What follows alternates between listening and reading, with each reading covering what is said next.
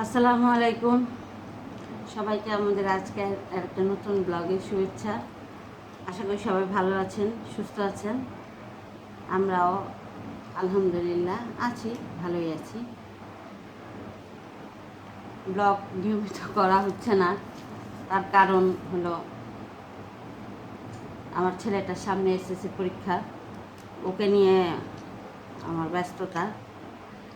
ও busy থাকে, তাকে সময় দিতে হয়, তার খাবার দাবার সব কিছু, তাকে একটু পড়াশোনায় সাহায্য সহযোগিতা করা যতটুকু আমি পারি। সব মিলিয়ে সংসার মানে সময় হয়ে উঠতেছে না। আর আজকে 3-4 মাস যাবৎ আমি একটু অসুস্থই, মানে অ্যালার্জিজনিত সমস্যায় খুব ভুগতেছি। এই যে গালে লাল হয়ে গেছে, হ্যাঁ, আরও মানে মাঝে মাঝে অনেক বেশিও হয়ে যায়। এখন একটু কম, কিন্তু এই বারে কমের মধ্যে আছি। আজকে প্রায় 4-5 মাস হয়ে গেল।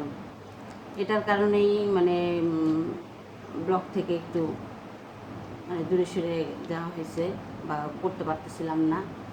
আবার আজকে মানে প্রায় 2 মাস যাবৎ ছেলেটার পেছনে একটু বেশি ব্যস্ত হয়ে গেছি। ও প্রত্যেক সপ্তাহে মডেল টেস্ট, সে এপ্রিলের 26 তারিখ থেকে শুরু হয়েছে। 40টা মডেল টেস্ট হবে ওদের স্কুলে। টেস্টের আগ পর্যন্ত প্রত্যেক শনিবারে পরীক্ষা, তার মধ্যে আবার প্রি টেস্ট পরীক্ষা গেল, মেয়েটার পরীক্ষা গেল। সব কিছু মিলে রেগুলারিটি মেনটেন করতে আমি পারতেছি না। আজকে মনে হলো আজকে একটু তাড়াতাড়ি কাজ হয়েছে যে একটু ব্লগ করি। কাজকর্ম কিছু কিছু ভিডিও করতে পারি নাই। এখন খাবার টেবিলে আসছি ভাত খেতে। আয়াত আর আমি একসাথে খেতে বসছি। এখন প্রায় 4টা বাজতেছে। আরাবি আস্তে আস্তে 5টা, ওর বাবাও আস্তে আস্তে 5টা। আজকে আবার 10 দিন যাবৎ বুয়া নেই। বুয়া জ্বর, এখন কি ডেঙ্গু হলো না চিকুনগুনিয়া হলো জানি না। প্রায় 10 দিন, হ্যাঁ 9 দিন, 9 দিন যাবৎ বুয়া নাই। তো একাই সব কিছু কাজকর্ম করতে হয়, রান্না বান্না, কাটাকুটি, ঘর গোছানো, ঘর মোছা, কাপড় ধোয়া, সব কিছুই। এই যে এখন অনেকগুলো কাপড় ধুয়ে ছাদে নেড়ে দিয়ে আসলাম, এসে আয়াতকে নিয়ে ভাত খেতে বসলাম। প্রত্যেক দিনই প্রায় 4টা-5টা বাজে। তা যাই হোক, বললাম নিজের অনেক সমস্যার কথাই বললাম। আয়াত আর আমি এখন ভাত খেতে বসছি। আর বাবা ছেলে এখনও আসে নাই। আজকে রান্না করছি, বেশি কিছু রান্না করি নাই। রান্না করছি হলো এই যে আজকে রান্না করছি এই যে আলু দিয়ে কাঁকরোল ভাজি, তারপরে যে মুরগির মাংস, আলু পেঁপে দিয়ে মুরগির মাংস, তারপরে এই যে ডাল, কালকের ডাল ছিল গরম করছি, আর এই যে আয়ের মাছ রান্না করছি। আর মানে আয়াতের দাদু এইভাবে রান্না করতো, কষায়া, আর এর সাথে লেবু আছে। এই যে আয়াত ভাত খেতে বসছে। আয়াতের আবার আজকে শরীরটা ভালো না, ওর একটু জ্বর জ্বর জ্বর তেমন নাই, একটু ঠান্ডা ঠান্ডা। এখন তো সবারই একটু জ্বর ঠান্ডা কাশি হইতেছে। আমরা মা মেয়ে ভাত খেতে বসছি। এই আজকে রান্না বান্না আর কি, আমরা মা মেয়ে খাইতেছি।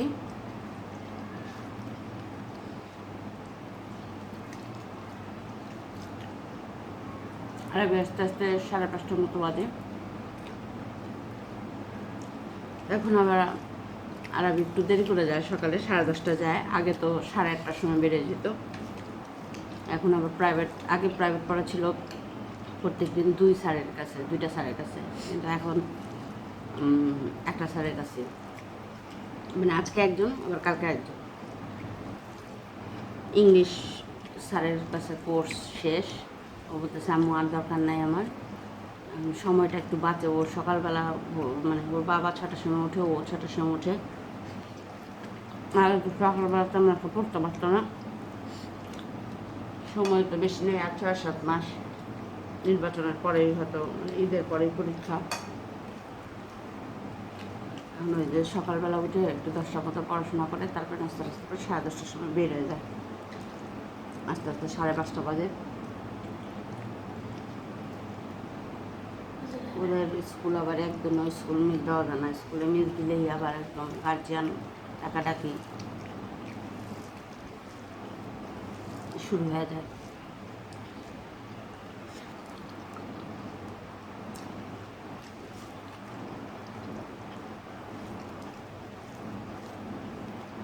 অ্যালার্জির কারণে এত ভুগতেছি যে বলার বাইরে। ওষুধ তো একটার পর একটা খাইতেছি, ক্রিম ব্যবহার করতেছি, কিন্তু কিছুতে কিছু হইতেছে না। আজকে 1 মাস ধরে আবার একটা ওষুধ খেতেছি, যে 30 দিন এক নাগারে খেতে হবে, খাইতেছি, আবার ওষুধ দিতেছি, কমে বাড়ে এই অবস্থায় আছি। এখন শুনতেছি তো ডাক্তাররাও বলে যে করোনার টিকা থেকে নাকি এরকম হইতেছে। অনেকেরই, অনেক দেশের অনেক জায়গায় অনেক অনেক মানুষেরই এগুলি হইতেছে। এক একজনের ধরন এক এক রকম।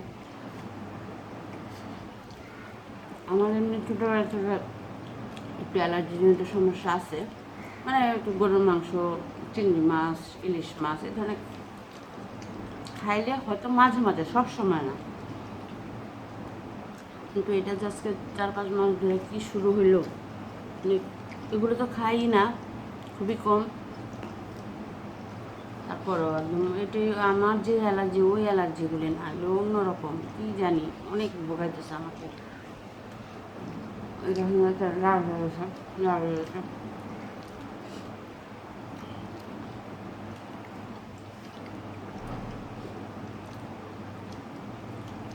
এই যে হাতে, শরীরের অনেক জায়গায় ওখানে ভালো হয়ে যায়, একদম চলে যায়, তারপর আবার কোথা থেকে যেন আসে।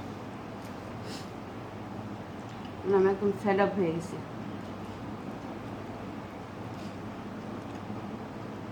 আর গরমে ঘামলে, কাজ করলে, রান্নাঘরে চুলার পাড়ে গেলে মনে হয় যেন জান বের হয়ে যায়। ওটা সবচেয়ে কষ্টদায়ক। আবার ঠান্ডার মধ্যে থাকলে তখন আবার মানে জ্বালা যন্ত্রণাটা একটু কম। এই যে করলা বা কাঁকরোল এগুলিই খাইতেছি বেশি। কাঁকরোল তো কাঁকরোল, করলা প্রায় প্রত্যেকদিন। কালকে করলা ভাজি গেছি, এই যে আজকে কাঁকরোল, এই যে পেঁপে দিয়ে মুরগির মাংস রান্না করছি। মানে আর কি করব জানি না।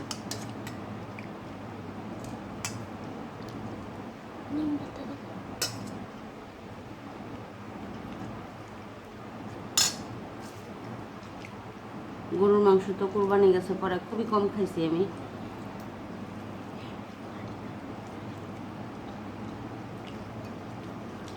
তারপরেও মানে কেন যে ভালো হয়েছে না, কি করোনা টিকা দিলাম আল্লাহ জানে, না দিলেই মনে ভালো ছিল।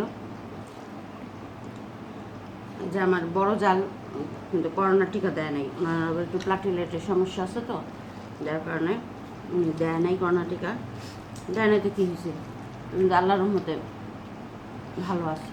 না, আল্লাহ যার কপালে যা রাখছে সেটা তো হবেই, ওনার তো কিছু হয় না। আর উনি, আমরা তো বাসায় থাকি, আর উনি তো প্রত্যেক দিনই মানে একদিন পর পর হসপিটালে যেতে হয়। আমার ভাসুরের ডায়ালিসিস করাতে, ওনার তো মিস নাই। আজকে 8 বছর যাবত ডায়ালিসিস করতেছে, করোনা টরোনা সব কিছুর মধ্যেই তো গেছে।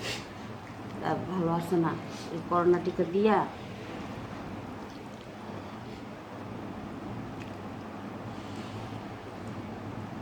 এখন তো তাও কিছুটা অ্যালার্জি একটু ভালো, মানে মাঝখানে তো কিছুদিন গেছে আমি ঘুমাইতে পারি না, বসতে পারি না, শুইতে পারি না, মানে এমন অবস্থা।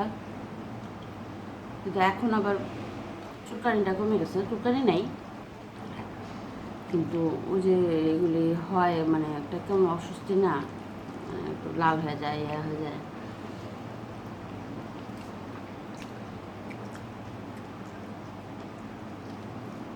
এর কারণে আজকে আজকে প্রায় রোজারির থেকেই আমার এই অবস্থা, যার কারণে ও ব্লকটাও গ্যাপ হয়ে গেছে।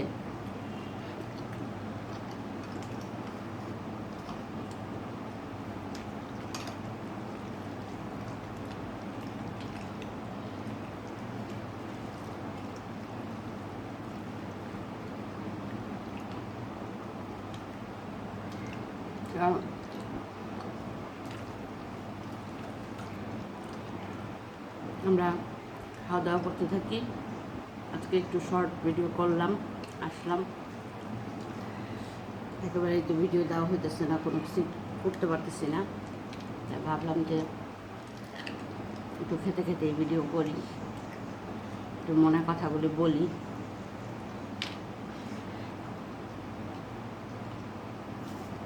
তো সবাই ভালো থাকবেন, সুস্থ থাকবেন, আমার জন্য দোয়া করবেন। আমার জন্য মানে কি আমার ফ্যামিলির জন্য, আমাদের সবার জন্য দোয়া করবেন। আজকে এই পর্যন্ত। আল্লাহ হাফেজ।